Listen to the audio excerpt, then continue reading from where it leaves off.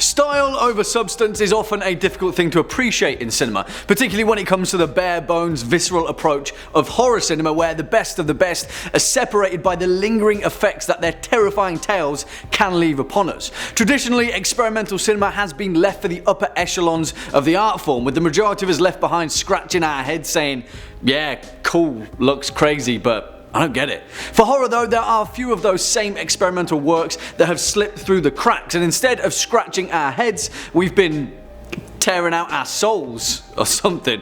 Hello horror fans, what's going on? And once again, welcome back to the Scariest channel on YouTube, top 5 scary videos. As per usual, I'll be your horror host, Jack Finch, as today we curiously take a look at the top 5 scariest experimental horror movies. Roll the clip.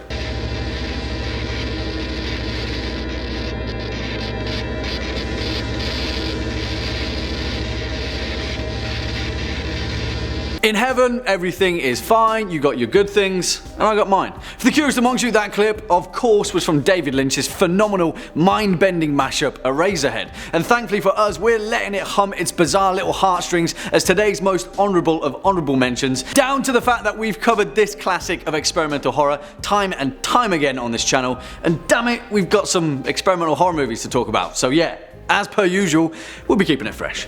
Let's begin. Kicking off at number 5, Under the Skin, 2013.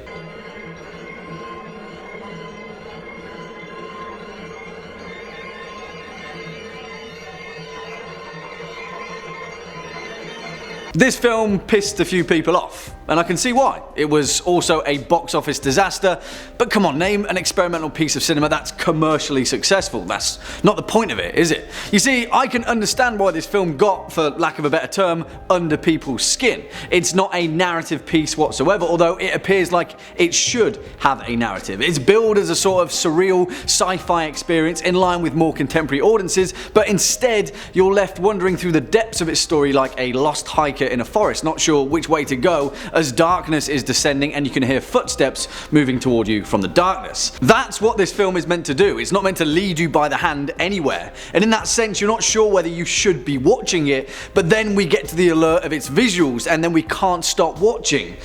Therein, I believe, lies the point of this film. Written and directed by Jonathan Glazer, based upon the fantastic 2000 novel by Michelle Faber, Under the Skin tells the tale of a strange extraterrestrial being that takes on the form of a young woman, played by none other than Scarlett Johansson, whose performance in this film is phenomenal, may I add. Set in central Glasgow and then meandering its way through to the Scottish Highlands, the film itself is a visual exploration of Johansson's character as she seduces men in bizarre sequences before trapping them in her strange, liquid, alien abyss. You won't find a lot of sense in this film, but then that same senselessness is juxtaposed by some outright bleak working class cinema that almost plays out like the works of some British directors like Ken Loach or Shane Meadows. Handheld camera work that then becomes a sort of social commentary, which bizarrely doesn't really have any place in a film of this kind, but that's why I think it's worthy of its accolades. This film is confusing, but it was made to be confusing, and although it begrudged most audiences, it definitely deserves its place as a film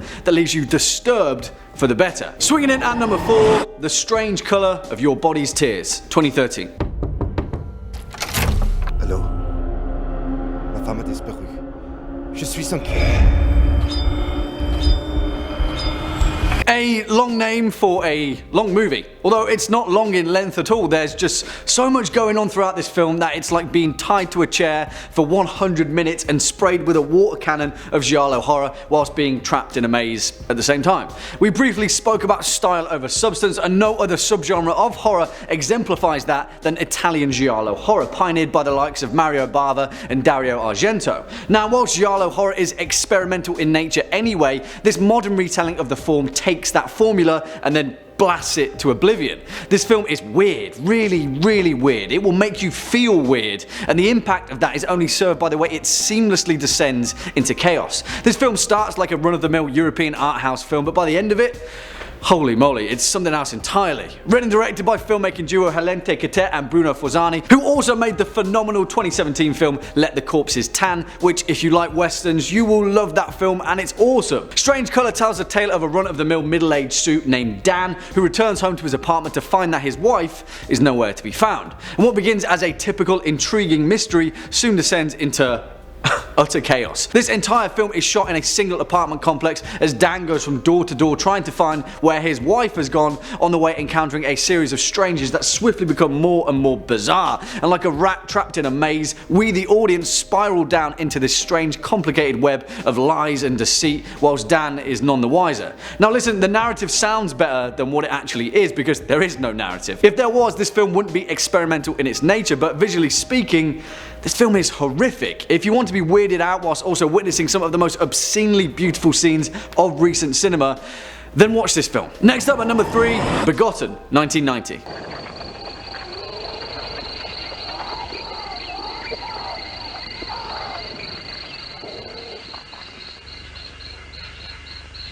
Do you know that videotape in the ring? Do you want to watch it? Yeah. It's this. But of course, I'm only joking because I'd never implore any top 5 scary viewer to watch that given videotape, but instead watch 1990's Begotten, if you dare that is, because this film is a literal nightmare captured on film, and if we're talking about pure experimental horror, this one is perhaps the definition of the term. Although strangely enough, it also has one of the most in-depth narratives going. If you can call it a narrative, that is, because let me explain. Written, directed and produced by Edmund Elias Mahinj, Begotten is essentially a retelling of the book of Genesis. And yeah, whilst that might sound like a pretty bold form to tackle, if you're willing to be horrified throughout the hour and a bit running time of this film, there are actually some weighty philosophical lessons to be learned. It's probably best to get that out of the way first and foremost because, let's be real, the only reason you'll watch this film is because you've been told how disturbing it is. And believe me, it is disturbing. The film itself is black and white in its entirety, it's silent, and its visuals very much conjure that same uneasiness as depicted in Samara's haunted videotape, but also much more than that. In many ways it is reminiscent of 1929's On Chien Andalou, although less dreamlike and much more visceral. The film itself opens with a strange robed man who is profusely bleeding the allegorical god who slowly disembowels itself. Yeah, exactly. Let that sink in for a moment. That's the opening scene. This film is not for the light-hearted, and if you're of a squeamish disposition, you should probably just avoid it. It's a disturbing experience which only serves to be seen once. This isn't a film for repeat viewing because it's in the grotesque witness that you can behold its horror. And if you can slip past the visual carnage of what Begotten presents, you also might find a little bit of sense, weirdly enough. Oh, and the whole thing is on YouTube, so yeah, just give this one a watch. If you dare. It's very, very, very, very bleak. Coming in at number 2, Sangre, 1989.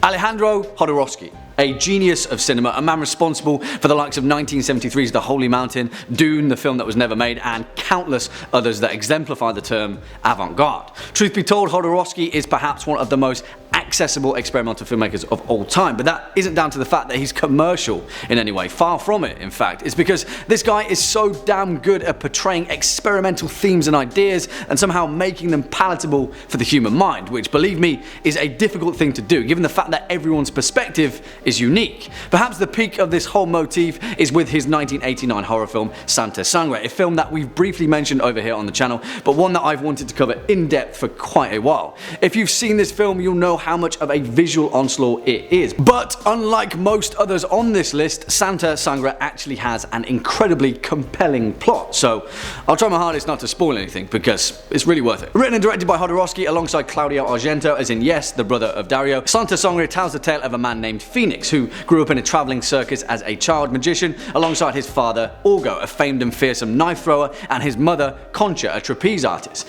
Gradually throughout the events of the film, as it slips between the past and the present, we understand the horrors and misfortune that have shaped Phoenix's life into manhood. And like a drunk in a hall of mirrors, we slowly get to witness the surrealist vision of a strange yet oddly familiar world. Now there is a lot to this film, and for a horror its length is pretty weighty, but Jodorowsky manages to never once make this film boring. With every twist and turn we're equal parts intrigued and equal parts entertained, which also serves to make the truly shocking moments of this film all the more impactful. Honestly, horror cinema and experimental cinema aside, Sangre is one of the most bewildering yet entertaining pieces of cinema I've ever seen. It's as much a fantasy as it is a horror. It's like if Baz Luhrmann chose to direct City of Lost Children. It's beautiful, it's weird, and it's wonderful. Give it a watch. And finally, coming in at number 1 spot, Afield in England, 2013. Sever your conscience from your art, and you will profit.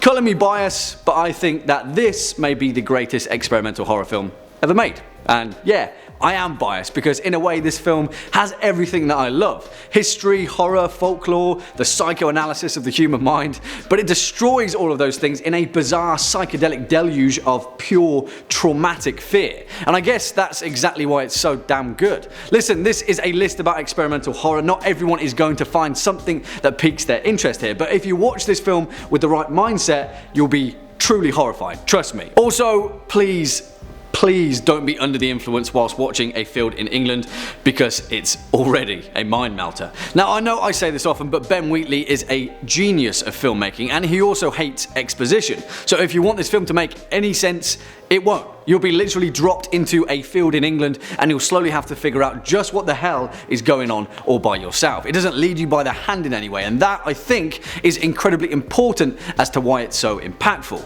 I remember first seeing this film on Film 4 back when I was in my early 20s. It was late at night and I wasn't entirely sure what I was watching, and slowly, as it made less and less sense, that's when the real moments of disturbing cinema began.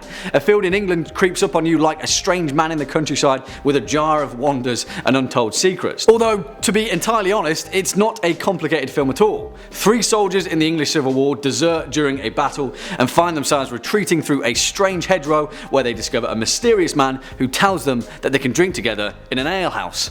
That's it. That's all you need to know, really, because this film is like a 17th century car crash. And if that sounds insane, that's the point of it. Your reception of Afield in England may be entirely different from my own. You might not want to prod it in all the ways that experimental cinema can be prodded, and just leave it be as a weird trip through a specific period in history. I mean, either way, it sounds pretty good to me. Also, please watch this film whilst you're sober. Trust me. Well, there we have it, horror fans, our list for the top 5 scariest experimental horror movies. What do you guys think? Do you agree, disagree, have any more to add? Let us know your thoughts down in the comment section below, as well as any choice picks of your own. Hey, I really enjoyed that list. Let's do more like it. Before we depart from today's video, if you'd like to continue on with your horror movie recommendation binge, then please feel free to take a peek at our neatly compiled playlist, expertly arranged for your viewing enjoyment. Why do I sound like a telesalesman? Sorry. Unfortunately, that's all we've got time for in today's video. Just stick around all the way until the end. If you were a fan of this video, or just top 5 scary videos in general, then please be a dear and hit that thumbs up button, as well as that subscribe bell, and I'll be seeing you in the next one. As per usual, I've been your horror host, Jack Finch. You've been watching top 5 scary videos, and until next time, you take it easy.